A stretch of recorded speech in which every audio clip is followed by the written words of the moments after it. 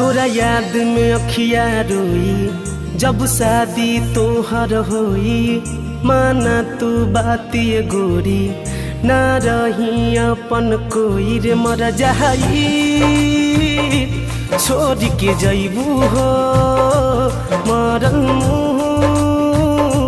हमर पैबू हो रे मर जाई। छोड़ के जैबू हो मरल हमर पैबू हो।